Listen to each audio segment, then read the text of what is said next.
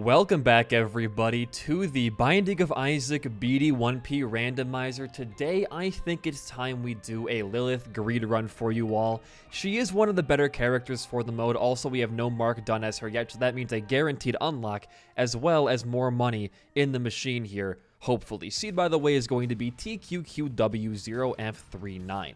So, in the past couple days, well, actually, yesterday mostly, a couple big things have happened that relate to, a lot about my personality and my interests that I think is worth talking about. And weirdly enough, they both revolve around Nintendo. And I'm gonna begin on a positive note here, because I think it's important that, I don't just go right into negative stuff and right into just, like, dicking on the company the second the video goes up, right? Because I was pleasantly, and I mean pleasantly, surprised by the overall quality of the new Mario movie trailer. Now, here's the thing. I don't think anybody expects the movie to be bad. It's Nintendo. If the movie ended up being bad, they wouldn't greenlight it. They are so protective of their IPs and their company name. They would not let a bad movie, go onto shelves. I'm not gonna even humor the idea of the old Mario movie, because that was a long time ago. The old Mario movie, the live action one, it was a different time, all right? That one's a little bit less, I would say, telling of Nintendo's quality than a lot of present titles or present day stuff like this new movie is. And while I didn't expect it to be bad, the amount of stuff they pulled out in yesterday's trailer was pretty impressive. I mean, you got Mario sports references, Mario Kart references, you got the classic, like, stages. I mean, here's what I thought was going to happen. They were just going to put Mario in the Mushroom Kingdom, have a couple of, like, small little gamer moments here and there, but just have him simply going to fight Bowser. With the amount of stuff Funky Kong was in that trailer, man. You got Luigi's Mansion. There's so much there that it really feels like they are pulling out all the stops to make the most faithful product yet. And there was a little bit of backlash from, the common characters of, like, woke Hollywood making Peach a girl boss. That's so weird to me. I mean, number one, imagine caring about a kid's movie that much to be like, oh, they're girl bossifying, Princess Peach. You have to be the biggest loser on the planet to legitimately care about any of that stuff. Number two, it's in the name, it's Princess Peach. This person's, like, whole issue with wokeifying Princess Peach was that, she grabbed, like, a halberd and was gonna, like, go to war with Bowser or some shit. Is she not the princess of the land, like Princess Peach? Is she not, supposed to protect her kingdom? Like, do you want her just to sit there and do nothing? It would be worse if she sat there and did nothing, arguably. Like, who cares if she's girl bossing it up, serving cunt, if you will? Who gives a shit? She's protecting her kingdom, for God's sake. Like, what? Why is this an issue to you? And number two, have you played a Mario game? Like, this person was also saying, oh, they're pulling the trope of, like, making Mario into a bumbling idiot and making Peach the strong, independent woman. Have you played a Mario game? Dude, like, in the first game, he goes to 8 wrong castles, if you don't take warp pipes. He goes to 8 wrong castles trying to save her. This dude fucked up the rescue plan 8 times in a row. He is a bumbling fool, dude. He's a big bumbling idiot. He's a lovable, big Italian, lovable, big boy idiot. I mean, it's insane to me. Like, the lengths that these people will go to justify, their belief of, like, woke Hollywood or whatever the hell they're gonna, say next. It's a little bit crazy to me.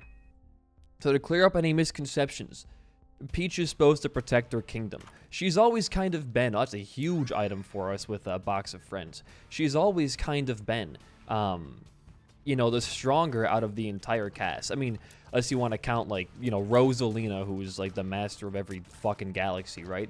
But she has a whole game where she uses her emotions to take down, like, the most evil people in the Mushroom Kingdom. I mean, you gotta be intentionally that's fine. It could give us big rewards. That's pretty good. I could use some stats right now. You have to be intentionally trying to push your agenda to think that they're making Peach woke by making her protect her kingdom. It's like you want her to just sit there and do nothing. It's a little bit... Actually, this is... I didn't even notice how good this is going to be for us. 4.5. That's... Okay. Yeah, we get a really, really cheap box of friends popped. My cats are sniffing each other. Hold on, big moment. Okay, no fighting went on there. That was huge. That was a joyful moment right there. But you gotta be stupid to think that, like, she's not supposed to, like, sit there and protect her kingdom. I mean, if you were a ruler, a king, a queen, whatever you may be, we're all kings here on the BD1P channel. If you were to be a ruler of a land, would you sit there while, oh, hey, that saves us a lot of money for that unlock, and that is probably worth it. Here's what's going to happen. We're going to pop this thing. Look at that. Extra charge. We're going to get some 4.5 action going on. I took it primarily for the Ultra Greed fight. It's not going to do a lot. It's going to be worse to have during these waves, but it's going to make a big difference during the actual Ultra Greed fight and allow us to go in there with less stats and save that money to put into the Greed machine. It's paying it forward to a large amount. But number one, you have to protect your kingdom. If you are a ruler or a king and you're sending off your little servants to war and not doing anything yourself, you're a bad ruler. It's as simple as that. I believe President Biden should go to Iraq. That's just my personal belief. But the other thing about just, like, Mario being a bumbling idiot, I mean, it's portrayed in, like, every piece of media he's a part of. Whenever the player's not in control of Mario, he fucks something up. It's like, it's routine at this point. There's probably countless gags within the Mario universe of him and Luigi just being, like, bad. And Luigi is usually the bumbling idiot, sure, but, like, they're related. I mean, I'm sure it's not genetic stupidity, but it it might be, dude. Hell if I know. We get a bunch. Actually, maybe it is pretty good to have here. We are getting some really nice charges off. It's going to be good for Devil Waves at the very least. We're getting a lot of charges here. And I guess every tier that hits is charging us up more, and we get... It's exponential growth, it feels like, almost. But regardless of all of that, I mean, the complaints about, like, pretty much any movie that's like, oh, they're making her, you know, woke or making her, you know, girl boss. Like, why does it matter to you? I mean, is it that hard for people like that to separate the character from, like, the person's gender? I mean... that complaint never happens about, you know, like, someone like Neo from The Matrix or, you know, John Wick. Like, it wouldn't matter if John Wick was a girl boss. I mean, they could still fuck people up, I'm sure of it. But you'd hear complaints about it either way. And you gotta really question, like, that was just unfortunate. This is the worst mini-boss to fight as this character because you cannot realistically push bombs away from you that fast. But, I mean, it's just a very strange precedent that these people have walked themselves into, talking about, like, woke Hollywood and whatever else. Oh, I didn't come. That was just an expression I made. It's crazy to me. And I'm not going to be the person to say, you know, it's always done right. There's moments where, you know, it's obvious they're sacrificing part of their plot to try and push a progressive narrative, which is usually, at the very least, a positive thing. We'll take chaos here, have some fun with it, I guess. It's not a bad thing to push a progressive narrative. Progressive is inherently a positive thing. But if you sacrifice the story, yeah, I can say why you'd have an issue with it. However, name one good example where that just, like, happened and, like, took a lot away from the story. People are going to cite, oh, you know, Star Wars this, Star Wars that. No, I mean, yeah, the sequel movies for Star Wars were pretty bad. I'll admit it. Besides The Last Jedi, which I think is actually a fine movie. The other two, though, they're pretty bad. But it wasn't because the lead character was a lady. that was far from the point. I think Daisy Ridley was a phenomenal actress in those. I think she, dare I say, heightened the enjoyment of the movie. It suffered because my brain was very confused. We can't get 99 cents on this floor. Don't kid yourself. I mean, there's a small chance we could get something crazy happening. I don't want to bomb that restock machine. I don't think I've ever seen Arky. Well, That's a lie. I've seen Arky in plenty of shops before, but that caught me off guard.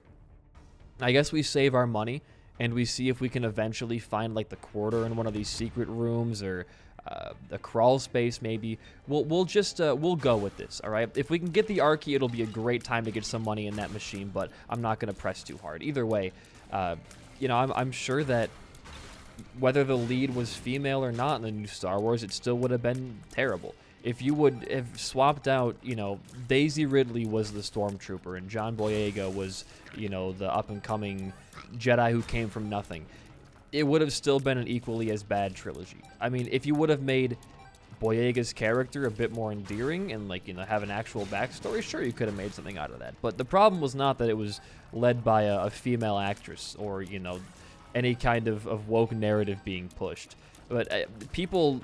It's always with, like, the nerd franchises that, like, it doesn't make any sense. Like, you're confused about a female lead and woke narratives in the franchise who originally started off as extremely anti-government and, like, anti-imperialism. Like, that's where you draw the line. These people engage with these things on, like, a surface level enjoyment and only tend to dig deeper when they have a problem with, you know, their bigotry being exposed. You see it a lot in those, like, dude, Dead Dove is actually quite good. You see it a lot when people complain about, well, it's mostly just, like, Star Wars YouTube channels. There was an infamous clip going around recently of a channel by the name of Star Wars Theory, which is a channel that I used to watch. I'll admit it. I used to watch this channel just for, like, the baseline enjoyment of, like, you know, Star Wars stuff. And, they complained. What was their complaint? Andor. They said Andor was a bad show, which is inherently not true. Andor is probably the single best Star Wars to ever be in existence. It's just a fact.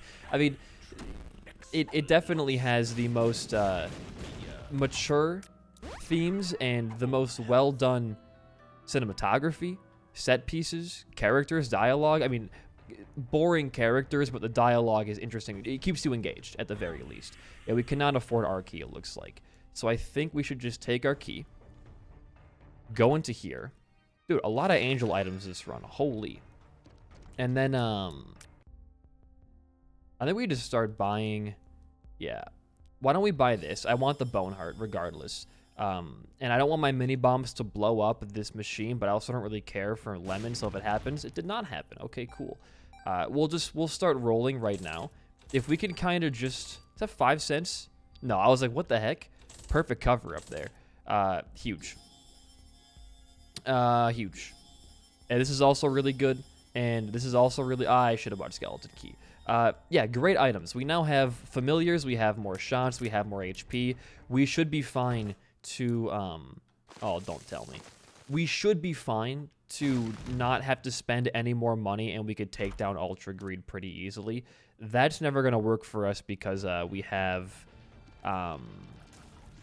one charge always on our active item at the very, very least. But Guppy's Collar is fine. I could have taken Guppy's head earlier in the run, and I could have maybe made something work in that regard. Why don't we bomb this as well? Okay, I want to keep that Eternal Heart, please. And, all right, we move on down. But their complaint was that Andor was boring, and their pitch for a new show was a General Grievous show in the same gritty style of Andor. It sounds like you just want to watch Andor, man. Like, if there's no lightsabers flinging around or, you know, lore being expanded upon, I don't think you really care about the franchise you know, base your entire personality around. I'm not going to say, you know, what he enjoys, doesn't enjoy, but it is very annoying when someone's like, because there isn't titular character in the show, it's a bad show. I mean, it goes along with the complaint of, like, these people only engage in the media at the baseline level of their enjoyment. Whenever, like, they stretch out a little bit from what, you know, would normally be, I guess, normal in the franchise, they lose their shit. They won't give it a chance because there's no safety zone for them to be in their comfort zone with, like, Darth Vader or, you know, Order 66 for the 400th time happening. I mean, like, it's wild. It's crazy to me. And it's the same people who, the same kind of person, I should say, who would complain about, you know, having a female lead in a show or You know, the X character is annoying, and it's mainly rooted in misogyny. And that's reference to the Obi-Wan show came out earlier this year, and the antagonist, Reva, was seen as very annoying at first. She was very abrasive and wasn't really following protocol, and it felt like they were just there. They felt like a what would you call it? A diversity cast to a lot of people, which I didn't really get that from her, because there have been plenty of more annoying and more, you know, I guess obtrusive, like, evil characters. And then you start to kind of realize, like, all Reva's done is disobey a couple of orders and go a little bit too hard on the torturing. It's the exact same thing that, like, Darth Vader has done. But because it's not Darth Vader, your favorite character, doing it, all of a sudden it's unsubstantiated, it's immature, and it's not how a Sith would act. I mean, like, this is cool new patterns for these boys. I like this a lot, actually. It's wild. It's crazy. And I struggle to think what would happen to these people if they left their house and saw, like, an actual real-life woman on the streets for once. I mean, a diversity cast in my Starbucks. Get out of here. Like, it's just, I don't know. It's always baffled me. And I think I'm not alone in that, because the narrative has thankfully switched over to be like, you people are losers for thinking that every single time they cast a person of color or a woman, it's a diversity cast, when they also have talent like your favorite white actors do too. Holy shit. I forgot we had chaos. I am realizing we have chaos. I forgot. You know, I'll make an apology video tomorrow for that. But holy shit. A little bit too late for rock bottom, but I believe with the proper amount of care, we can make this work. I'm a diversity cast, by the way. Quirked up white boy playing Isaac. You don't see many of those these days, do you? We have a couple more item rooms to go through into shop too, and we can see. Okay, well, not my favorite. That's. I'm gonna skip. I don't like that item, and I can't really pinpoint why I don't like it, but I know that I don't. I've had bad experiences in the past with that particular one. All right, and I can't shoot you. We'll pop, because we can't get any stat down, so might as well pop every pill that we see. All right. Well, I think I've learned my lesson from popping every pill that I see. Let's grab the HP. Deep pockets. Actually, yes. And then if we choose to buy nothing else, I'll even just bomb this. We could put potentially more than 99 cents into our machine. My cat's looking at me with play eyes. I don't want to play with you right now. I'm in the middle of something, please. If we can get more than 99 cents into our machine, which might not happen because we're not really at a higher echelon of money right now. We can make some big things happen. We really don't need anything else stat-wise. Yes, we could take advantage of rock bottom and get a broken run going, but how would that help us? We're going to win either way, and we need the money. So I'm going to not play around rock bottom and instead play around the actual game's progression. You might disagree with me there, and that's fine, but I think this is probably the right play. The one thing that I would go for is conjoined. If we see a cheap 7-cent familiar, sure, I can bite conjoined down right now. I would not mind that too much. But as you can see with our current DPS, it's unlikely we're going to need that. Is there any way we can force more money next floor? I don't know. Pyro's pretty good. These only cost hearts, so you might as well just buy both. I did not mean to sack that, but I just realized now. Sanguine Bond. Plus. Yeah, we get full heart heals, don't we? Well, if you're not bad. You can get almost full heals off of that. Dark Bum, hello. Because we have Cambion as well, so I really want to make use of this. If possible. I should do something like this, huh?